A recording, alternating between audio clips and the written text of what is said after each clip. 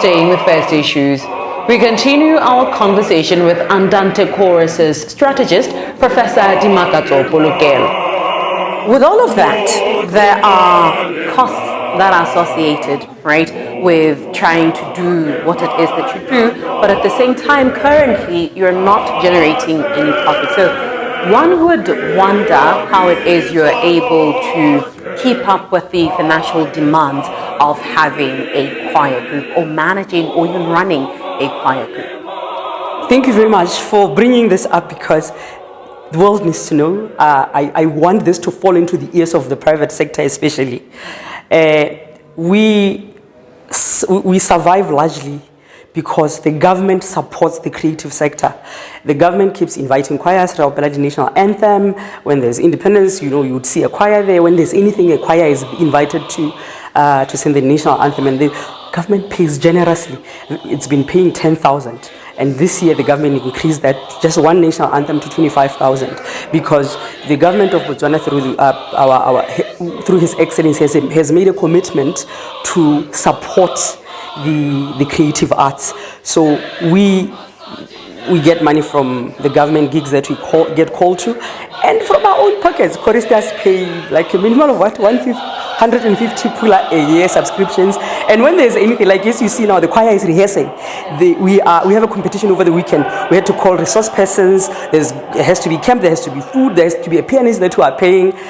So it's a lot of money. We also have to reach into our pockets and even go out to other people to say, because we cannot survive. So this is also a call to the private sector to say, please join. The government of Botswana cannot do this alone.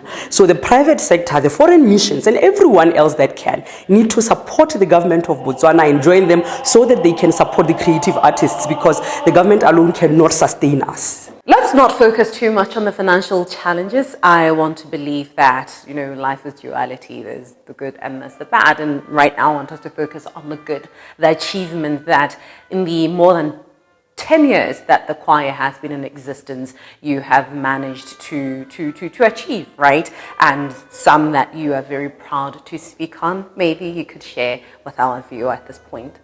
Yes, okay. And this is something that we are very proud of. We have groomed and developed young people to be on the Botswana stage or on the international stage at the regional level. For example, there's a young Bari Abbas. His name is Haoli Fufa Kombani.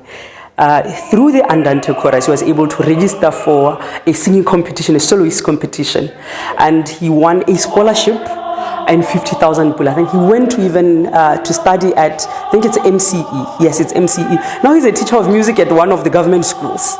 So even though it's not many people that we can speak about, but changing someone's life, just one person, means that we are making strides and we can continue to do that. Then there's another young man, his name is Clever.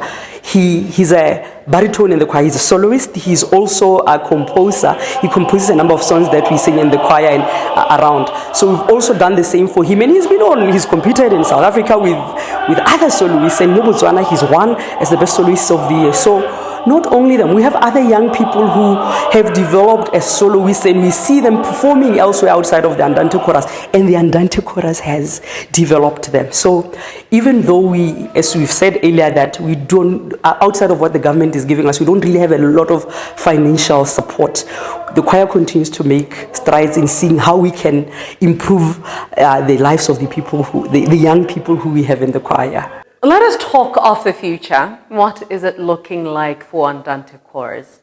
Thank you very much. As you've said, I think I said this when we started the interview, that we want to contribute to the socio-economy of this country, and we cannot do that until the choir can generate income for itself.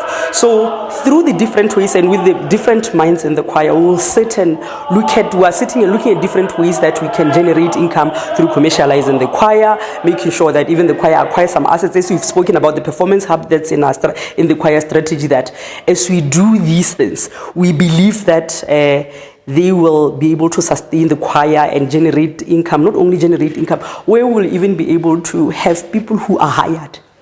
We've seen Goma Hats in other countries We've seen opera companies that hire singers and they leave. That's their daily job. At 8 in the morning, they go to work until 5, and they get a decent salary at the end of the month. So in the future, we want to see Andante chorus like that. And secondly, as I also said, as part of it, we want to be able to have all the kids in our choir read music, and not only in our choir. Also, the ones that are in other choirs, we should be able to teach them music and get them accredited such that they can further teach music. So, because if we do that, we're not just doing a once-off thing. We know that it will have a ripple effect.